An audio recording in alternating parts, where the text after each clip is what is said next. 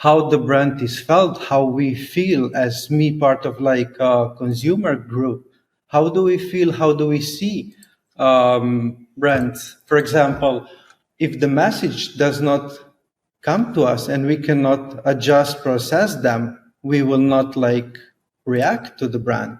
We will not react to the loudness, rather like how we feel.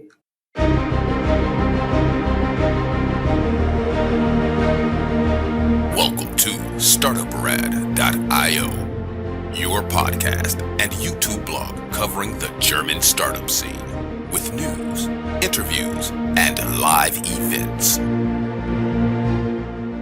Hello and welcome everybody. This is Joe from Startuprad.io, your startup podcast and YouTube blog from Germany, Austria, and Switzerland. Today I have Jakob with me.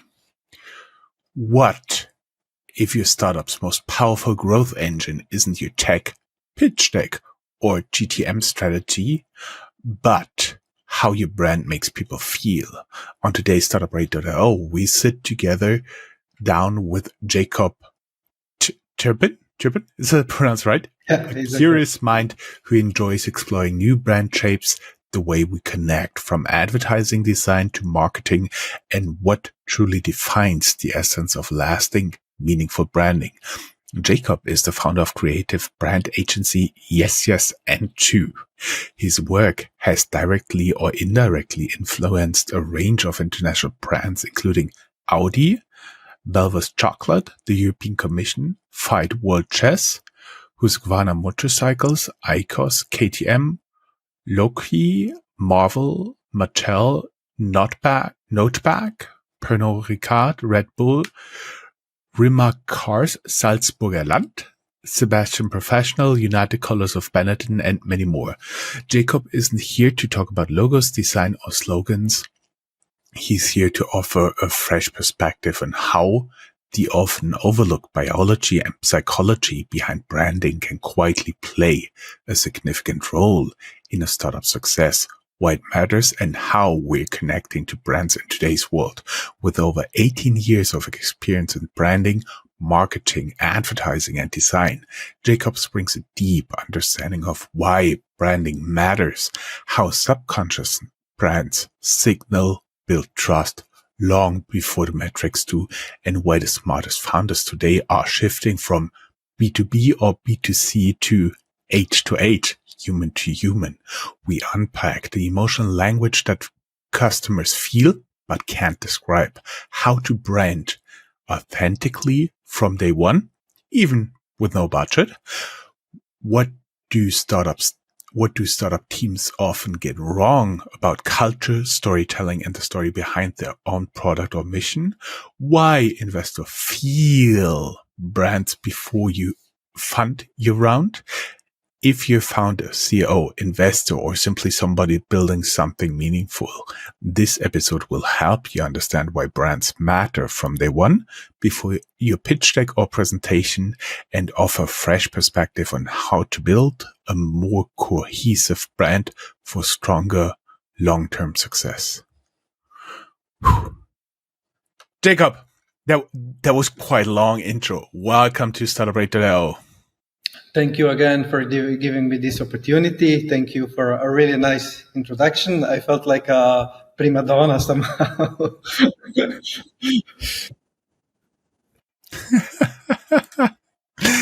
Jakob, you believe startups don't win by just being louder, but by being felt in every aspect. What led you to this perspective? Absolutely. That's a good question that I was trying to reach out, trying to understand through my journey of educational and experimental, how brands are extrovertly create introverted message that we try to position as a brand wants to hit the emotional tones. When the brand hits the emotional tones, we are rather talking about how the brand is making us feel rather like what is loud. Because I do believe that loud does not coming from having just like colors, logotypes, and different messages painted on the wall or in the cities, but rather like how we feel about the brand. And by that, I think that I came to a conclusion that it's more important for us consumers than brands. And we feel the brands rather like that they're allowed. So basically, you go back to the theory that most of what we say is not in words, but it's in the feeling of how we convey the message. You talk about invisible language, invisible branding here. Can you unpack what it means for early stage founders? When it comes to invisible languages, we usually perceive in branding in terms what we can track or what we cannot deal on a daily basis, meaning that brands are more powered by emotional stage, which our brain biological part is also working in this aspect.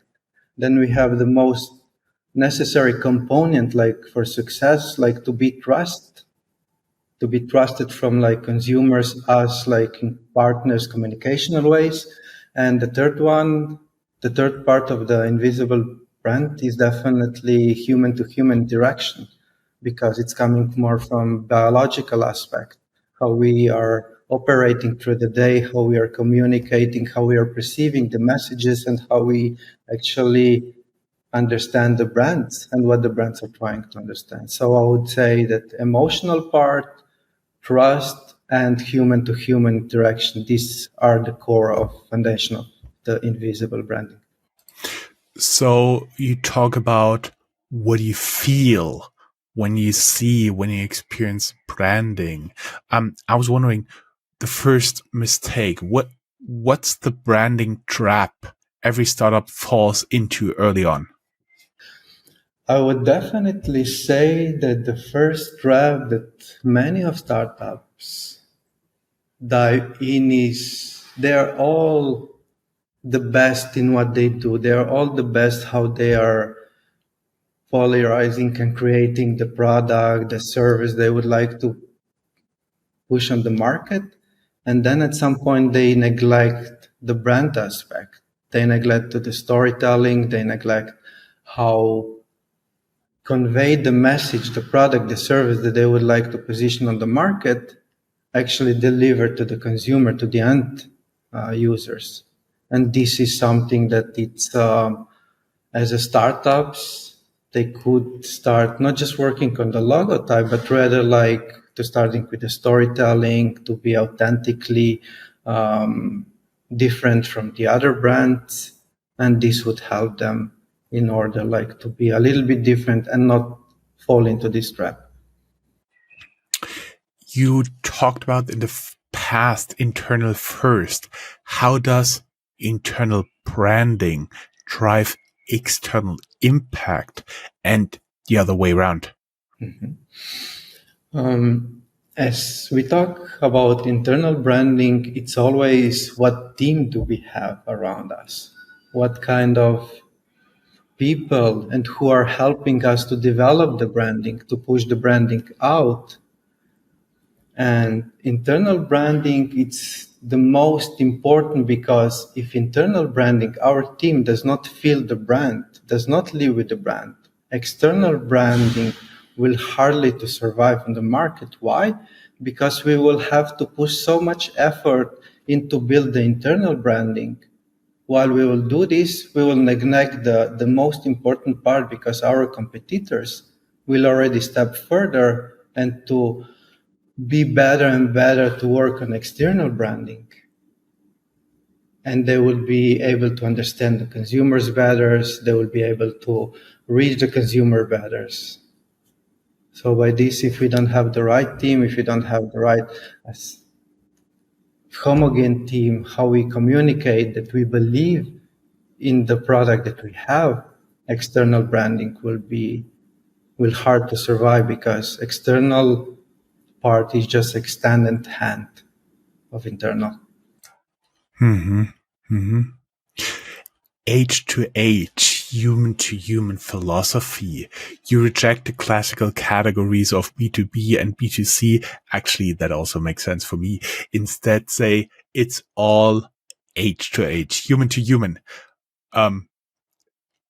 I have to smile thinking about that, thinking about the involvement of AI in the future. But anyways, what does this right now exactly look like? H2H, B2C, it's just another categorization. B2C, business to consumers, business to business. But on the other side, behind those names are actually like human beings who are actually who are feeling how we communicate, how we propose something, how we offer, what kind of solutions do we have. So rather like to think, oh, this brand or this product goes out to certain consumers. Think about human to human, how it would be when you try to push the product to your family or to your brother. You talk to him as a person, as someone who actually would feel something about, because again, in all aspects we are wired by biology.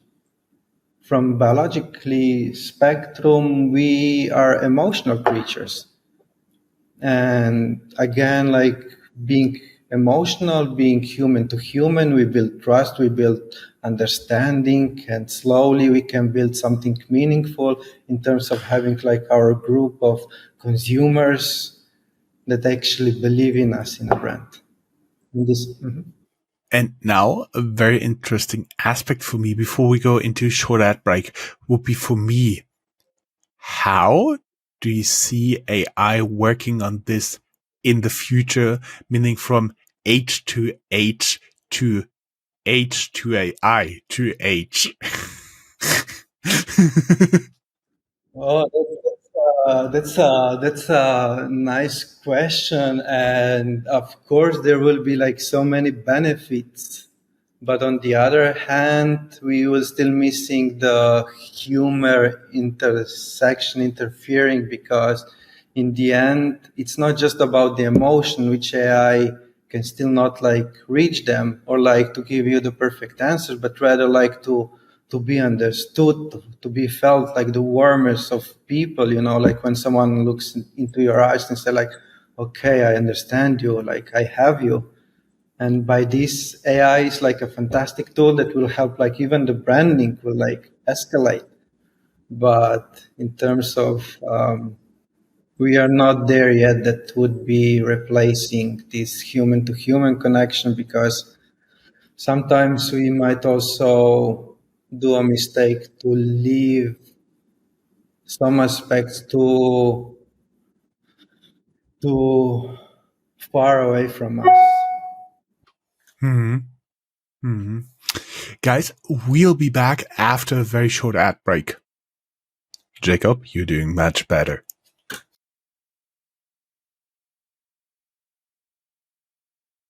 Guys, welcome back. Thank you for sticking with us. This is Joe talking to Jacob about forgetting B2B branding, B2C branding. It's all human to human, even though we're not really sure yet how the AI will get involved into that.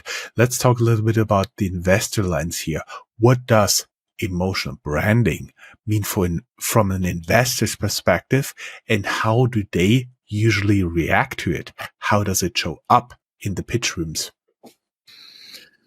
Also, in these matters, I do believe that investors, as they are just like humans on the other spectrum with whom we are communicate, they are looking for a brand, product, service which are trustworthy. Meaning that like the first front battle that they come across to is the person that who is representing the brand, who is representing the company, and investors are also keen to understand them, where they are coming from, how they are wired, because in the end, like financially support is important and based on trust, and how the trust is connected to the CEO, to the inventor, to the startup, and what kind of product they want to position out.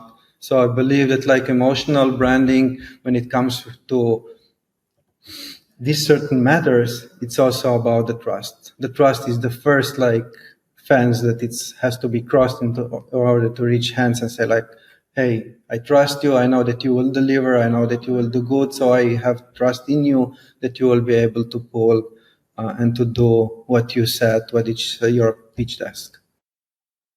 Hmm. Hmm. I see. I was wondering because usually our audience is more in the Series C stage, meaning companies of 500 plus employees thinking about doing M&A. That's really something big there. And I was wondering, this scale dissonance as startups grow, how can their brand stay authentic?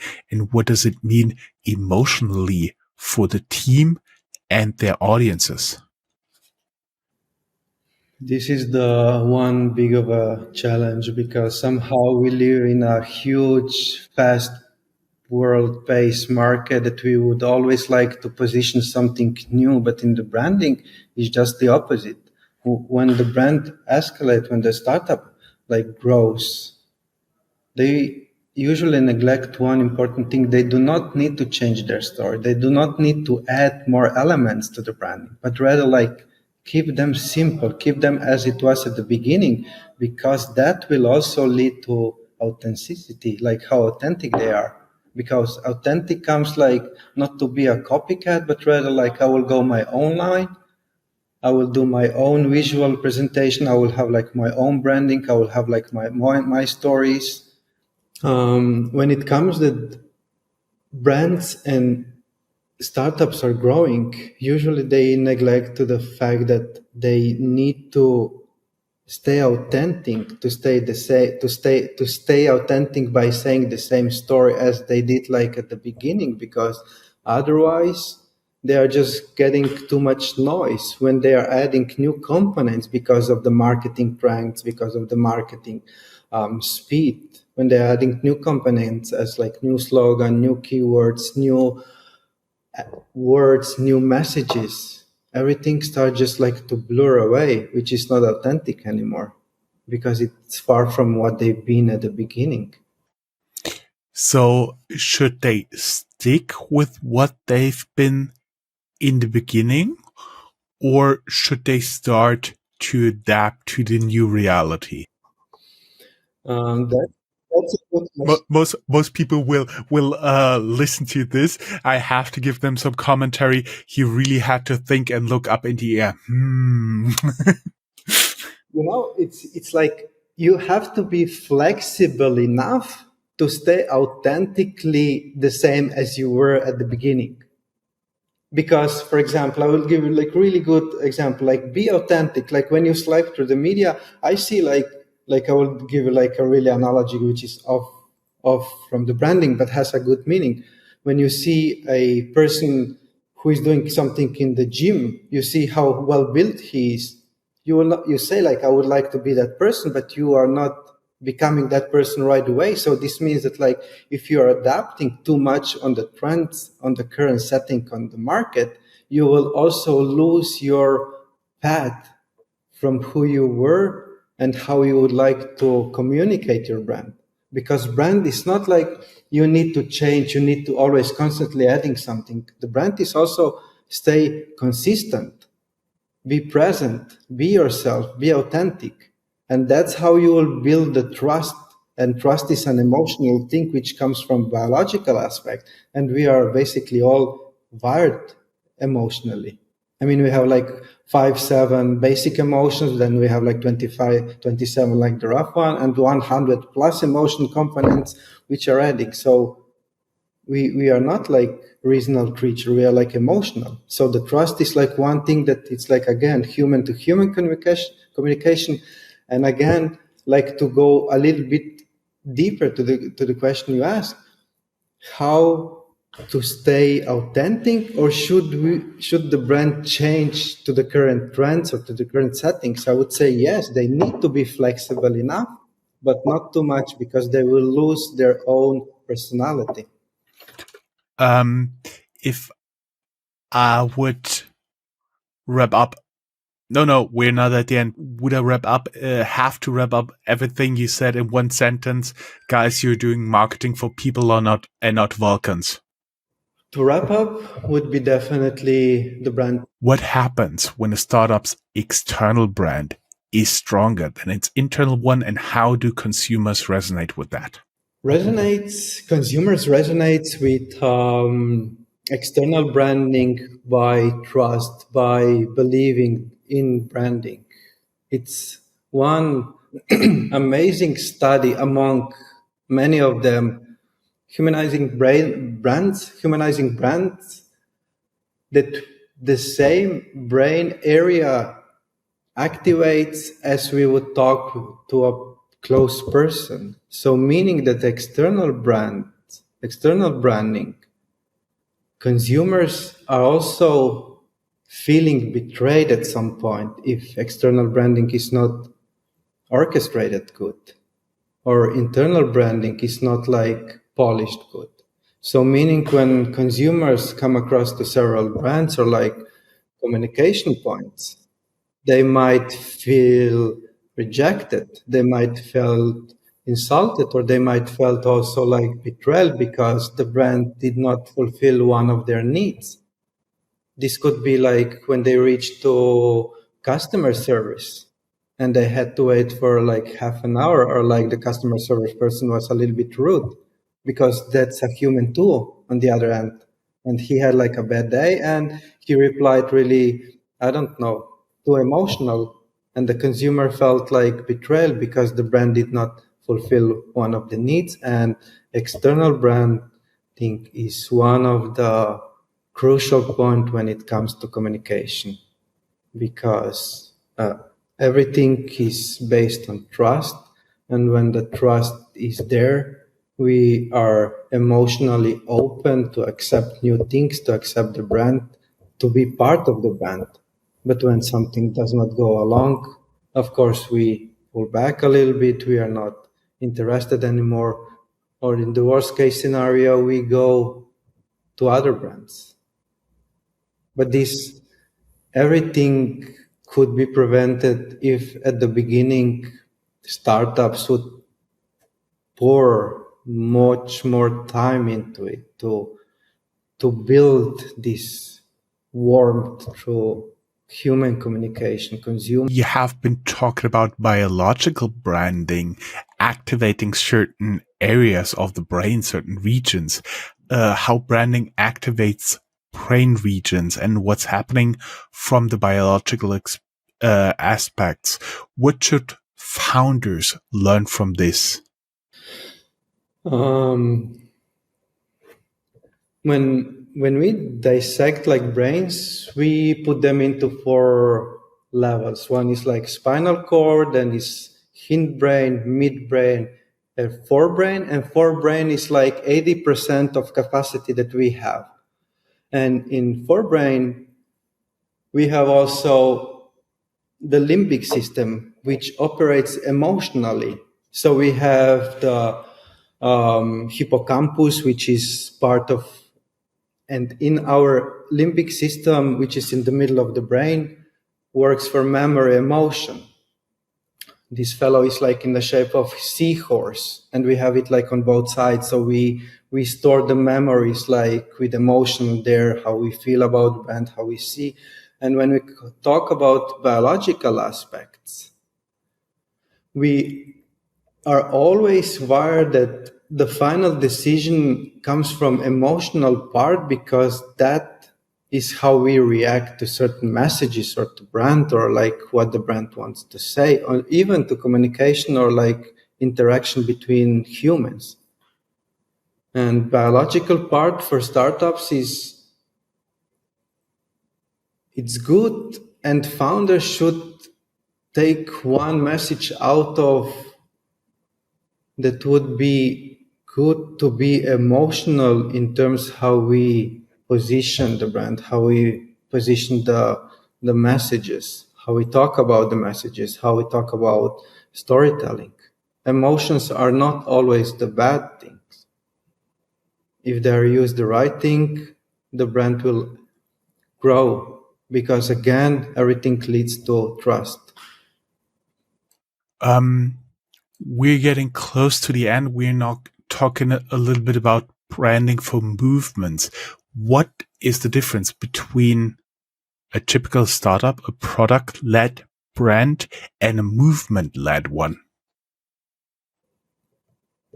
I would definitely say that movement is above everything, because people are reacting, people are like emotionally. And if I can give you like an example, movement, like one example that majority of us know and we can resonate is like when the Nike campaign started, just do it. That was the movement. That was not just the product. That was not just the brand.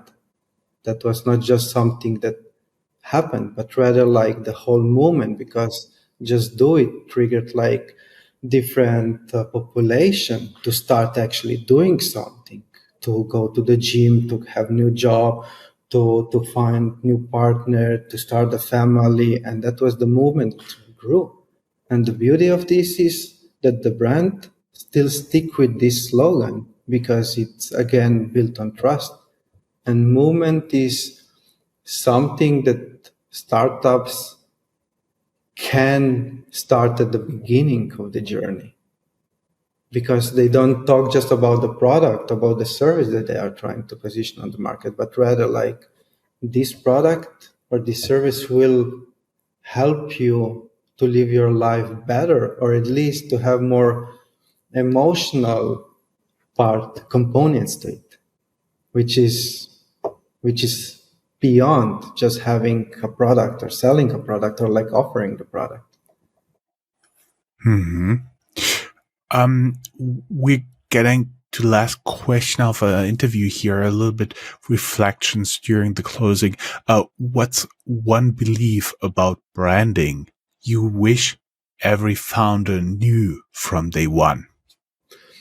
One belief that definitely to work more on human to human, on invisible branding, to have more human connection, less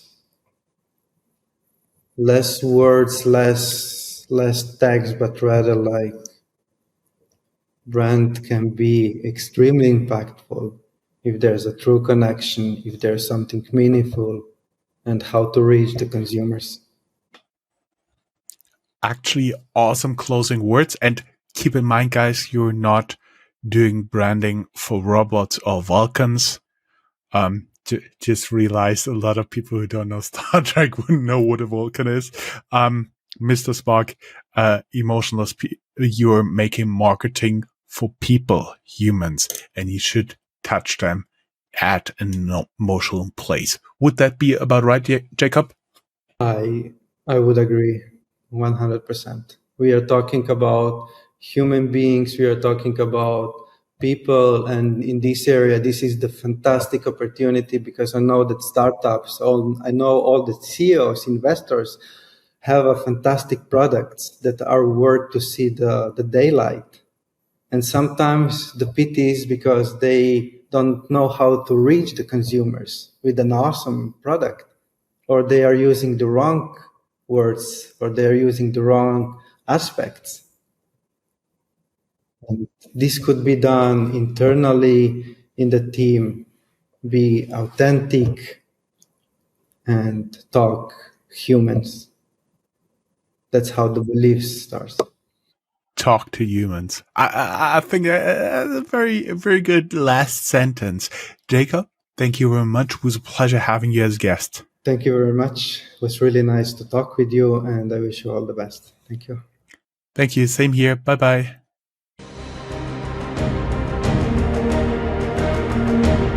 That's all, folks. Find more news, streams, events, and interviews at www.startuprad.io. Remember, sharing is caring.